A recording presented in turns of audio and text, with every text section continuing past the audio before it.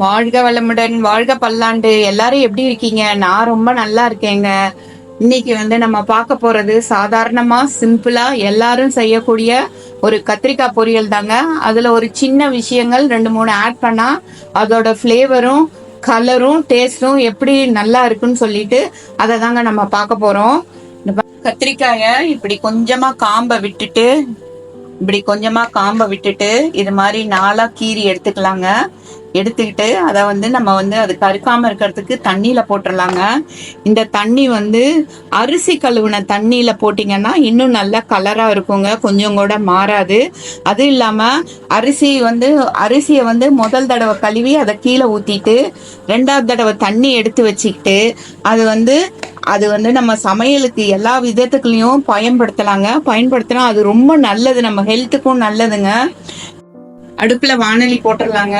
வானலி போட்டுட்டு இதுக்கு கொஞ்சம் எண்ணெய் கூட ஊத்தினா கொஞ்சம் டேஸ்ட் நல்லா இருக்குங்க. அதனால ஒரு 2 ஸ்பூன் இருக்கிற மாதிரி எண்ணெய் ஊத்திக்கலாங்க. பாருங்க, எண்ணெய் காஞ்சி வந்துருச்சு. எண்ணெய் காஞ்ச உடனே அதுல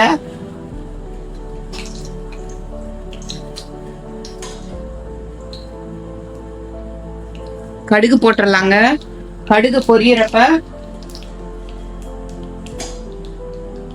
கொஞ்சம் உளுத்தம்பருப்பு போட்டுடலாங்க. பிள்ளைய பிச்சு அதையும் அதுல போட்டுடலாங்க. உளுத்தம்பருப்பு கொஞ்சம் நல்லா செவந்துருச்சுங்க. உளுத்தம்பருப்பு நல்லா செவந்துருச்சு. செவந்த உடனே அதையும் போட்டுடலாம். போட்டுட்டு இப்ப நம்ம கட் பண்ணி வச்சிருக்கிற கத்திரிக்காவை போட்டுடலாங்க. கட் பண்ணி வச்சிருக்கிற கத்திரிக்காவை போட்டுடலாம். போட்டுட்டு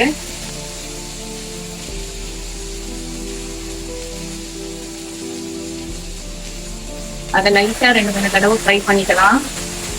ரொம்ப லைட்டா 2-3 தடவை ஃப்ரை பண்ணிக்கலாங்க. பாருங்க, கத்திரிக்காயோட கலர் கொஞ்சம் கூட சேஞ்ச் ஆகாம இருக்கு.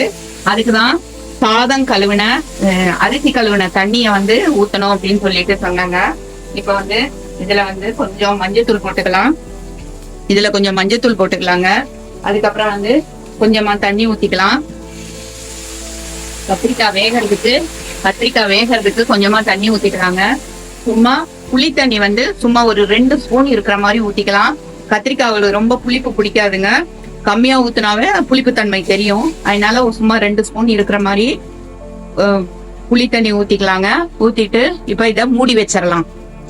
கொஞ்சம் லைட்டா கத்திரிக்காய் வேகட்டும், மூடி வச்சிடலாம்.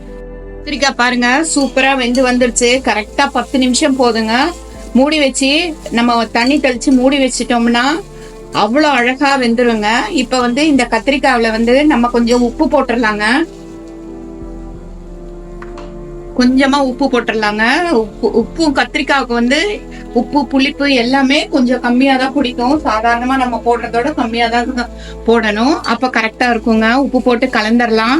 இப்ப நம்ம வீட்டுல கருவேப்பிலை பொடி அது மாதிரி ஏதாவது பொடி வறுத்து வச்சிருப்போம் இல்லைங்களா, அது மாதிரி இது காரத்துக்கு பதில் அந்த பொடி போட்டோம்னா இந்த பொரியலே நல்ல ஃபிளேவரா இருக்குங்க. பாருங்க, பாக்குறதுக்கும் லுக்கா இருக்கும், நல்ல ஃபிளேவரா இருக்குங்க. கத்திரிக்காயில உங்களுக்கு கத்திரிக்காய் அப்படின்னு சொல்லிட்டு நம்ம அதை யோசிக்காம அதுல நிறைய விதமான சத்துக்கள் இருக்குங்க. மேக்னீசியம் இருக்கு, பொட்டாசியம் இருக்கு, மேங்கனீஸ் இருக்குங்க, கார்பன் இருக்கு. நம்மளோட பிளட்ல இருக்கிற சுகர் லெவலை கரெக்டா வச்சுக்கோங்க. எலும்புக்கெல்லாம் நல்லா ஸ்ட்ரென்தன் கொடுக்குதுங்க. எலும்பு நல்லா ஸ்ட்ராங் ஆகிறதுக்கு இது நல்லா யூஸ் ஆகுது. பாருங்க, இப்ப நல்லா கத்திரிக்காய் நல்லா ஃப்ரை ஆகி அந்த ஃபிளேவரோட சூப்பரா இருக்கு. கத்திரிக்காய் பொரியல் சூப்பரா ரெடி ஆயிடுச்சுங்க. நம்ம இப்ப நம்மளோட சர்விங் பவலுக்கு